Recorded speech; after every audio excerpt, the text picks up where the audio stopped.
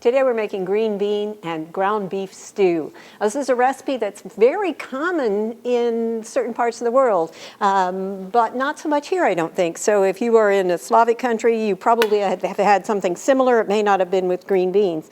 I have gone ahead and browned 1 pound of ground beef, and I've taken it out of the pan. And now I've added a tablespoon of vegetable oil. It could be olive oil, canola oil, whichever one you have. And I'm adding a medium onion, about a cup, to that, and we're going to let that cook until that softens up just a little bit, probably close to 4 to 5 minutes. I probably won't let it go that long while we're watching here so that we can move forward.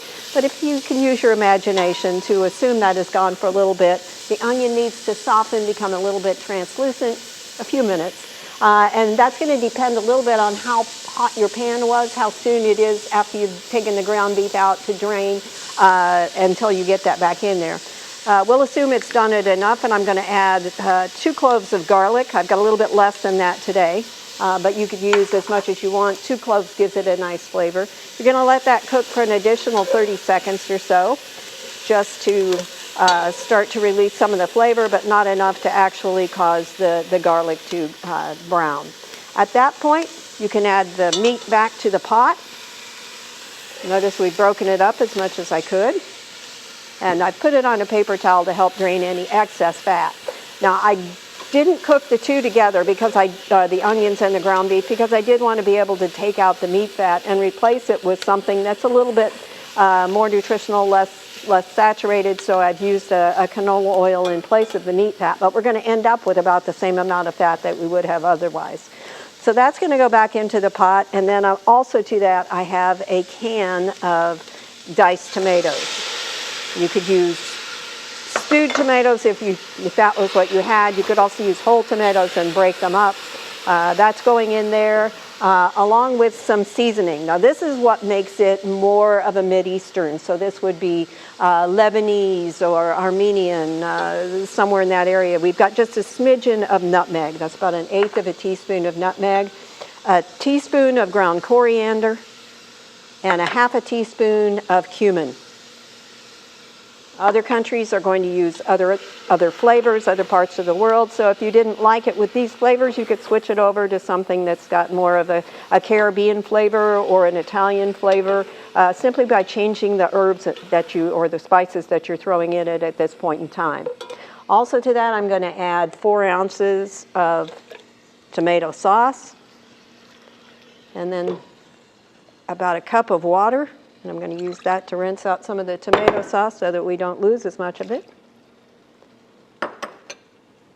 And then I'm going to add about a teaspoon of kosher salt, which would be the equivalent of 1/2 teaspoon of regular salt, and 1/2 teaspoon of black pepper. And the rest of the water, which was a cup of water. I'm going to stir those together well, and then I'm going to add the last ingredient to the pot, which is green beans. Now I'm making this so that you can make it in the wintertime. So I'm using canned tomatoes, canned tomato sauce, everything that you could use during the non-growing season. So I'm also using frozen green beans in this. You could switch all of those things to fresh if you wanted to. So get the last of these out of the pan. And when you use frozen, it may take a little bit longer to cook because you've got to bring it up to heat. What we're going to do is bring this to a boil, and then we're going to let it cook covered for about 30 minutes. It depends on how much you want the green beans to soften. In some parts of the world, the acceptable green bean is going to be more done than it would probably be if you lived on the West Coast in the U.S. Oklahoma's kind of in the middle. We kind of come and go with crisp, tender, or cooked for a long time. And part of the reason for that is because in other parts of the world, they're serving different people than we're serving here. So if you're serving the elderly in a community, you don't want things that are going to be crisp if those elderly are not going to be able to chew it. So that's part of the reason for that. The other thing that you need to know about this, if you are going to cook it longer, is that this is not going to lose any water-soluble vitamins. Because this is a stew, we're going to eat the liquid that comes off with it, so anything that's water-soluble is just going to be in that liquid. Anything that is destroyed by heat, of course, you'll lose. So you might lose some of the vitamin C. But this is going to be nutritious because we're going to eat everything that's in the pot and not leave things behind. So we'll let that come up to a boil, which it's starting to do. Cover it and let it cook for about 30 minutes. When it's done to your satisfaction, whether it be 30 minutes, 40 minutes, or 20 minutes, it's ready to go. Notice that we've got a lot of liquid that's come out of the ingredients that seems more to me always than what I started with. If you didn't cover it or whatever and you found you were running a little bit low on liquid, then feel free to add a little bit more as you go along. You can either continue adding water, or in place of water you could have actually used some kind of a stock.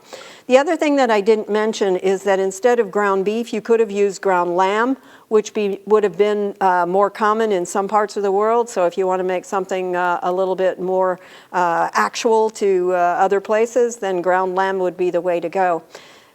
Serve it over whole grain rice. If you've got whole grain, it'd be the preferred choice. This becomes a full meal. You've got just about everything except for the milk that you need on the side. I hope you'll try this one. It's green bean and ground beef stew. For Oklahoma Gardening, I'm Barbara Brown.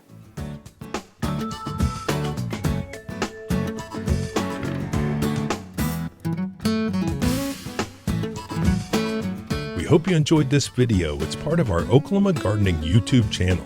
You can also find even more videos on our OK Gardening Classics YouTube channel.